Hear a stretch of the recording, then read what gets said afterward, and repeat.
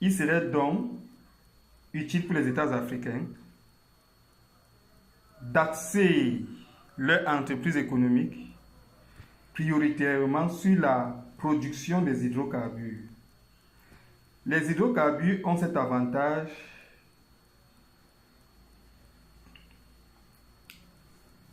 qu'ils sont facilement transportables et donc commercialisables sur le marché international. Ce n'est pas le cas pour l'hydroélectricité par exemple. La production intensive des hydrocarbures par les États africains leur permettrait de commercialiser l'excédent sur le marché international, d'engranger les devises leur permettant la suite de leur programme de développement économique. Ainsi, par les hydrocarbures, les États africains pourraient autofinancer la suite de leur programme de développement économique. Même si le Proche-Orient est assez concurrentiel sur ce domaine de la production des hydrocarbures sur le marché international du fait de sa position géographique stratégique entre l'Asie du Sud-Est et l'Occident, deux grands marchés globaux structurés par le système néolibéral. La commercialisation des hydrocarbures sur le plan international à des prix concurrentiels savamment fixés par les États africains leur permettrait d'engranger assez de devises qui rationnellement investies pourraient permettre la suite de leur programme de développement économique. L'hydroélectricité et l'hydrocarbure, autant pour moi, permettraient aussi aux États africains de soutenir le secteur du transport, indispensable au mouvement des biens et des personnes. En effet, avec une surproduction ou une augmentation de la production des hydrocarbures, le coût du transport des biens et des personnes serait amoindri sur le marché national des États africains et avait pour effet de permettre une réduction de l'inflation de l'économie. Les hydrocarbures soutiennent aussi la production intensive des produits agricoles ou de l'exploitation minière. C'est une ressource énergétique donc capitale dans la production industrielle. Il est rare de trouver dans le monde des nations développées axant leur production industrielle, agricole et manufacturière sur les ressources énergétiques alternatives. L'hydrocarbure a ceci de particulier que sa production est souple et peut être augmentée autant que s'exprime le besoin industriel. Ce n'est pas le cas pour l'hydroélectricité, donc la production est limitée par des réalités climatiques et topographiques, de même que l'énergie solaire, dont la production énergétique est limitée par l'intensité du rayonnement solaire. Pour le cas de et des hydrocarbures, ce n'est pas le cas. Voilà des éléments qui permettraient d'accorder une priorité sur l'exploitation des hydrocarbures dans le cadre du développement économique des États africains.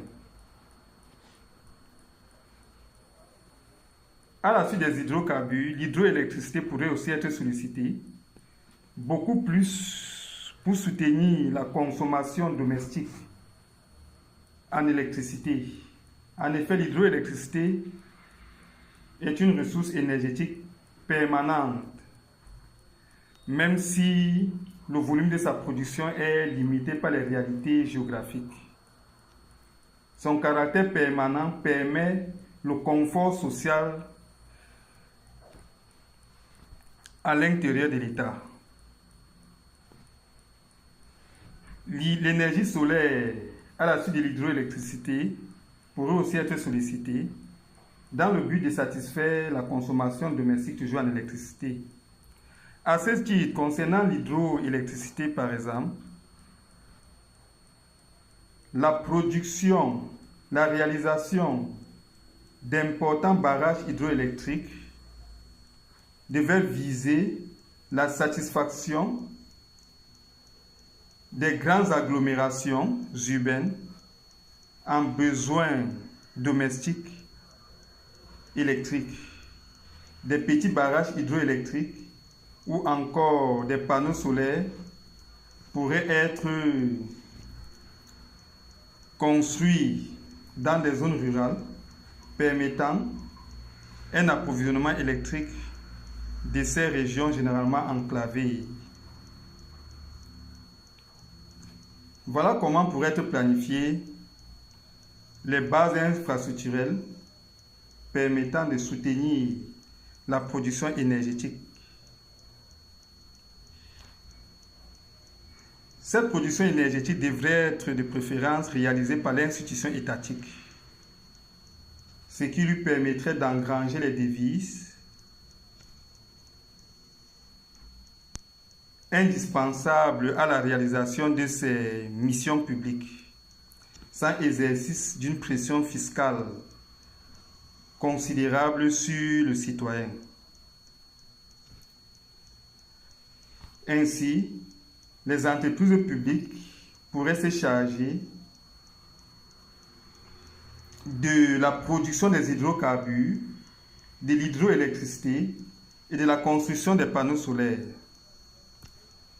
Quant à la distribution des ressources énergétiques, celle-ci pourrait être accordée au secteur privé,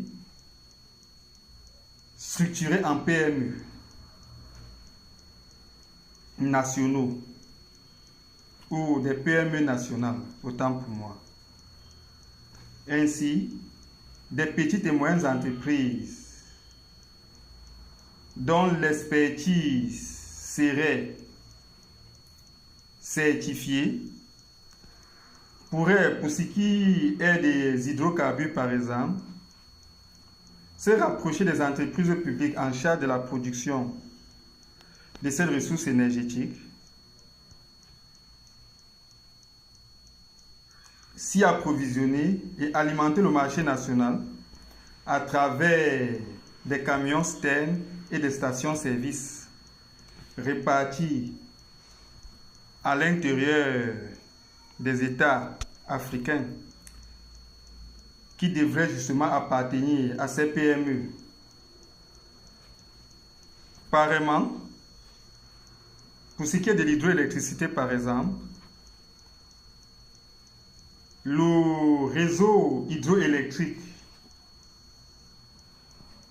alimentant les centres urbains ou les ramifications vers les centres urbains des réseaux hydroélectriques pourrait être à la charge des petites et moyennes entreprises qui devraient en assurer la maintenance, prélever des factures liées à l'exploitation de l'électricité domestique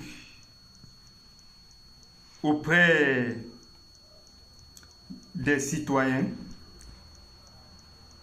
bénéficiant de ces services, prélever leur part sur cette facturation de l'énergie hydroélectrique liée au service de maintenance des infrastructures hydroélectriques qu'ils assureraient et reverser à l'institution étatique au travers de ces entreprises publiques appropriées sa part réservée ou correspondant à la production électrique qu'elle assume. Pareillement, les entreprises publiques pourraient construire des panneaux solaires que des personnes privées organisées en PME pourraient distribuer au sein du périmètre national et en assurer la maintenance les matériaux ou le matériel permettant la maintenance, ou les pièces de rechange permettant la maintenance de ces panneaux solaires étant approvisionnés par l'institution étatique à travers ces entreprises publiques appropriées. Ainsi, la production énergétique, pétrolière, hydroélectrique et solaire devrait relever de la responsabilité de l'institution étatique à travers ces entreprises publiques appropriées, ce qui lui permettrait d'engranger les devises qui lui seraient utiles dans la réalisation de ses missions publiques. Et la distribution de ces ressources énergétiques sur le marché national reviendrait au secteur privé organisé en PME, ce qui permettrait la création des emplois dans ce domaine stratégique qu'est le domaine énergétique. Voilà comment pourrait être structurée la production énergétique au sein des États africains, si indispensable et prioritaire à leur prospérité économique.